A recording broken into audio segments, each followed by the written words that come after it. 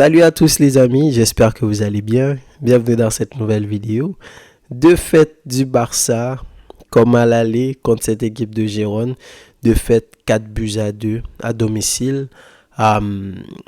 Gérone qui du coup reprend la deuxième place du classement et qui permet aussi au Real Madrid d'être sacré champion. Parce que là, il reste 4 journées. Avec cette défaite et la victoire du Real, donc ils sont passés à 14 points. Donc ils sont champions d'office dès les 34e journées. Soirée difficile, soirée sans coupe compliquée, soirée catastrophique. Et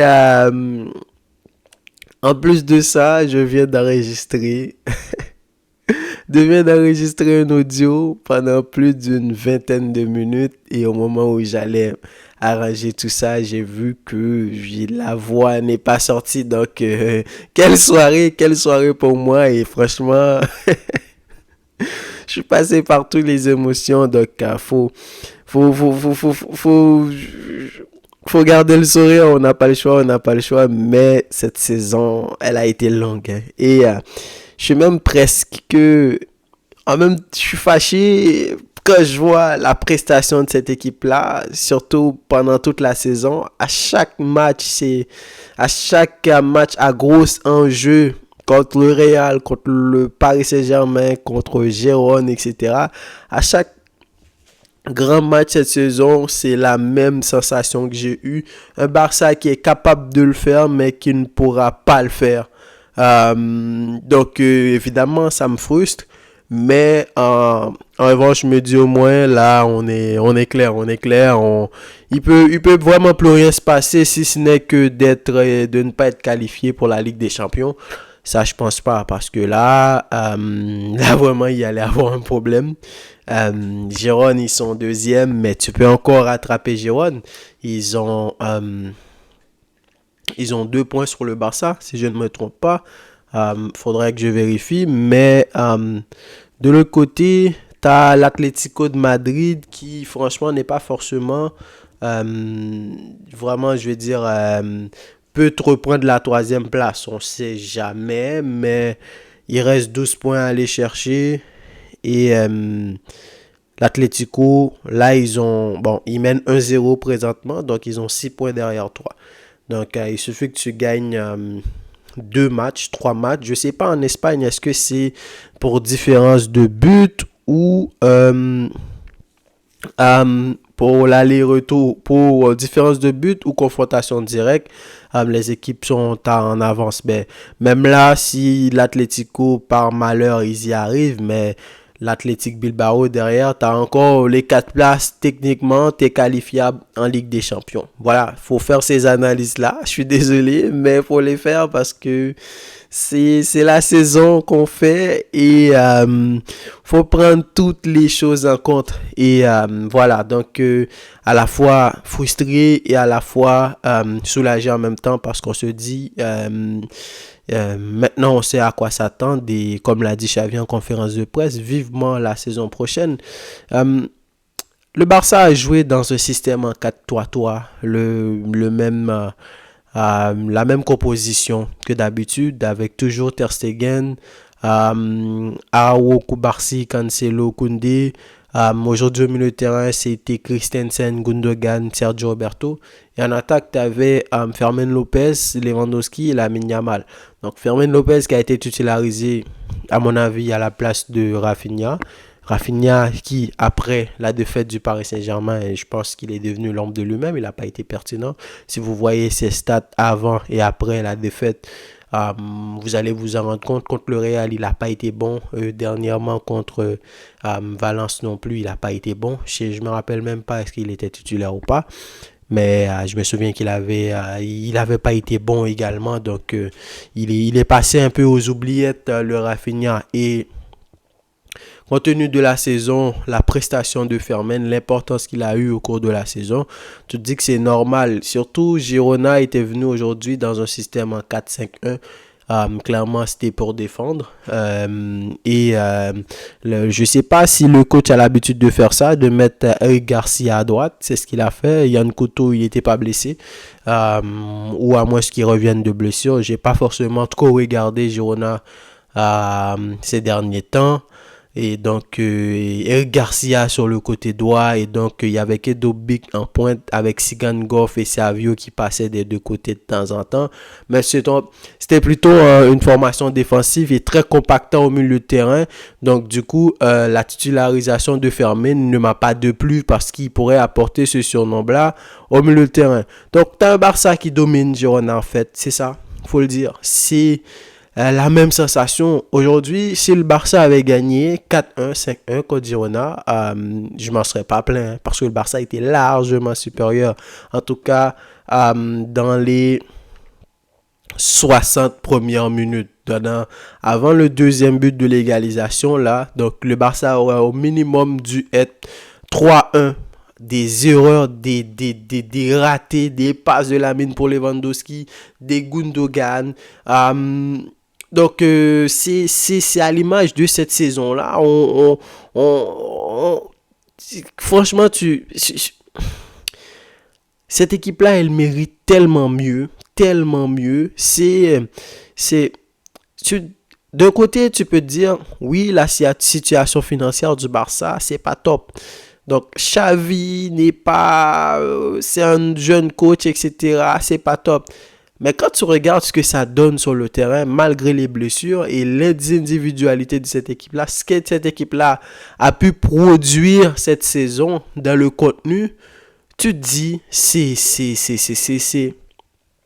de l'auto-sabotage tout simplement. Tu as des matchs que tu es capable de gagner, tu mets la pression, ton manque d'efficacité fait en sorte que derrière tu encaisses des buts et quand tu encaisses les buts, le mental et tout flanche exactement. Donc, dès les deuxièmes minutes, sur une passe magnifique de Lamine Yamal, contrôle magnifique de Christensen, frappe croisée, c'est digne des meilleurs attaquants mondiaux, hein, le but de Christensen à 1-0 et surtout Christensen aujourd'hui qui a fait un très bon match, il aurait pu encore une fois marquer un autre but sur une tête, heureusement le gardien il est allé prendre la balle sur la ligne. Contrairement contre le Real, celle-là, on l'a vu, c'est pas rentré. Donc, même s'il n'y a pas Gunline Technology, ça, il y aura pas vraiment de scandale aujourd'hui. Donc, tu mènes 1-0 alors que tu domines l'équipe. Donc, tout se passait bien, en fait. Girona a tout simplement centré le ballon et ils sont allés égaliser. Encore une fois, c'est le Barça qui s'est auto-saboté. Commençant par Araujo qui s'est fait dribbler comme du n'importe quoi sur le côté. Koubarsi qui suit Araujo, du coup, c'est qui ne voit même plus où est Abdobik parce que c'est pas digne d'un gars comme Koubarsi. C'est le défenseur qui est tout le temps très bien placé, la lecture de jeu. Araujo, on sait que lui, c'est un 1 contre 1, il va chercher le contact, etc. Donc tu te dis, bon, venant d'Araujo, ça ne me trompe pas, mais Koubarsi, tu te dis, voilà, tu as un Cancelo qui, lui aussi, depuis contre le Paris Saint-Germain, il n'a pas été bon, il nous a un peu causé cette élimination-là, donc il n'est pas excellent. Aujourd'hui, il est un peu mieux, surtout offensivement. Il a créé des occasions, mais parfois, c'est beaucoup trop de gâchis. Des fois, il faut faire la passe au lieu de tirer. Des fois, il faut centrer au lieu de dribbler.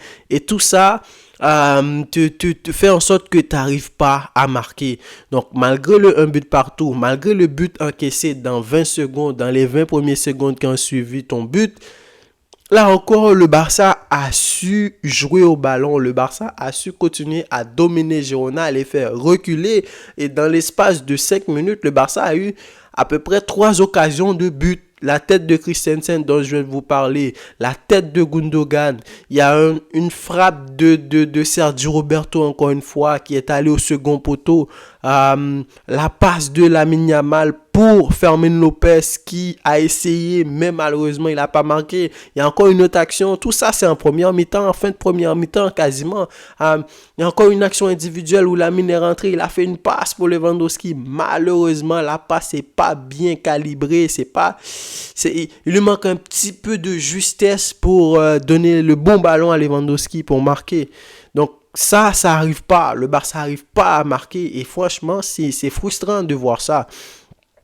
Et malgré tout, encore une fois, tu as réussi grâce à une situation, à une action individuelle de Lamine, tu as réussi à trouver un penalty. Donc, tu mènes 2-1 à la mi-temps, tout est correct. En début de seconde mi-temps, dans les 10 premières minutes, tu t'attendais à ce que ce soit Girone qui attaque, mais ça a été l'inverse. Le Barça a pris le jeu à son compte. C'est le Barça qui dominait Girone. Encore une fois, dans ces 15 premières minutes, il y a eu 4-5 occasions de but. Il faut marquer ces occasions-là. Tu peux pas jouer ce genre de match-là et tu n'arrives pas à marquer. Comme je viens de vous le dire, moi là tout de suite, c'est plus la défaite de Girone qui me pose problème parce que tu joues cette saison, t'es top 3, les deux qui sont devant toi, ils t'ont battu à l'aller et au retour. Donc, ils t'ont pris 6 points en fait. Donc, t'es à 14 points derrière le Real. Le Real t'en a pris 6, Girone t'en a pris 6. Donc, tu les as perdus sur tes deux adversaires directs. Donc, c'est ça qui te met dans cette situation-là aujourd'hui. Tu perds à l'aller, le Real, bon, dans un match où tu aurais pu, encore une fois, gagner. Tu menais 1-0 avec un but de Gundogan. Le match retour, tu as encore marqué en premier. Girona, le match aller, je ne me souviens pas si c'est le Barça qui avait marqué. Et je pense que c'était le cas. Et même le match aller, le Barça aurait dû gagner ce match-là, encore une fois. Girona, ils étaient bons, mais en défense, ils étaient prenables. Si le Barça avait eu un petit peu plus d'efficacité comme eux, ils l'ont eu, Barça aurait gagné. Et là, aujourd'hui, encore une fois, que ça soit chez eux, c'est un match que tu peux complètement plier dès les 50e minutes de jeu. Tu mets toi un, ensuite t'en mets un quatrième, ensuite on fait des changements, ensuite petit à petit. Parce que Girone, ils avaient abdiqué. Pendant le match, ils n'étaient pas très bons. Oui, il y a eu des petites occasions individuelles de Savio qui a beaucoup plus posé problème à Koundé sur ce côté-là. Koundé à droite, ces derniers temps, c'est l'efficacité. Même contre le Real, j'ai pas trouvé qu'il y avait tant de problèmes que ça. Même contre Paris, on s'attendait à Mbappé qui allait poser problème. Mais même si, quand Lucien Enrique a mis Barcola, c'était beaucoup plus problématique. Mais techniquement, on le prenait pas vraiment en vitesse et il avait pas vraiment de difficulté. Donc, mais dans ce match-là, j'avoue que Savio lui a posé quelques petits problèmes. T'as Sigankov de l'autre côté, Cancelo, il lui a gratté quelques ballons. Donc, tout était parfait donc pour que le Barça puisse gagner ce match-là. Mais sur une erreur individuelle, Sergio Roberto, d'où tu fais cette passe-là pour ton gardien et tu n'as même pas calculé l'attaquant qui était là. Donc, il a fait la passe, l'erreur. Dobi qui a dribblé Araujo, qui a fait une passe et voilà, but 2-2. Même là, à 2 buts partout, on était quoi? On était dans les 60e minutes de jeu. Pourquoi il n'y a personne, que ce soit le coach, qui est capable de dire aux gars, c'est bon les gars, c'est bon, calmez-vous, on est 2-2, il reste encore une vingtaine de minutes minimum à ce moment-là. Donc, on va faire les changements qu'il faut. Christensen est sorti, je ne sais pas si c'est parce que Christensen il est fragile, mais si c'est pas le cas, je suis pas d'accord avec le changement de Xavi. C'est Fermin que tu dois enlever. Et moi, Rafinha, comme je vous l'ai dit, ça fait un moment qu'il est pas très bon. Moi, j'aurais plutôt monté un Joao Félix à la place. Et si tu veux jouer le tour pour le tour, dans les 10 dernières minutes, là, tu peux te permettre d'enlever Cancelo. Tu passes à 3 en défense et tu fais monter Ferran Torres si tu veux. Lewandowski, ouais, même s'il n'a pas fait un bon match, je ne l'aurais pas enlevé dans ce match-là. Et encore moins Lamine Yamal. Tu as besoin de justesse, tu as besoin de percussion. Dans les 10-15 dernières minutes, on peut le faire. Donc, tu continues avec l'équipe que tu as. et t'attends Girona, tu fais temporiser le jeu. Si tu veux faire monter Pedri maintenant, parce que tu sais que Girona, ils vont essayer maintenant, ils vont y croire après cette erreur-là. Donc Pedri va te permettre de calmer, de temporiser le jeu. T'enlèves Sergio Roberto, ça va bien se passer.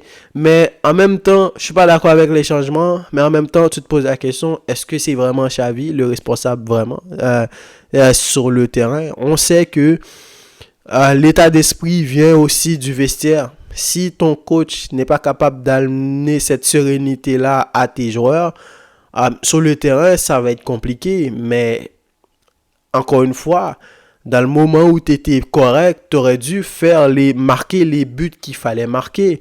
Dans le moment où tu as encaissé, pourquoi les joueurs ils flanchent à chaque fois qu'il y a ces genres de situations-là? À chaque match important, à chaque gros match où le Barça joue quelque chose, tu sens que il suffit d'une chose pour que toute l'équipe tombe complètement. Tu vois les gestes de Gundogan quand on lui donne pas une passe, ça c'est des signes révélateurs. Tu vois les gestes de Lewandowski, il y a un décalage de temps en temps entre les joueurs et c'est dans ces moments-là qu'il faut être soudé, c'est dans ces moments-là qu'il faut être collectif. Je sens plusieurs individualités dans ces équipes-là qui ne concordent pas forcément. Cancelo, encore une fois, la saison va terminer, mais je me demande, est-ce que tu veux garder Cancelo? Si tu gardes Cancelo, pour moi, il doit aller sur le banc. Il doit aller sur le banc parce que Cancelo, il te pose beaucoup trop de problèmes. C'est pas normal que tu sois un joueur qui soit capable de déstabiliser la défense adverse et aussi de stabiliser ta défense à toi.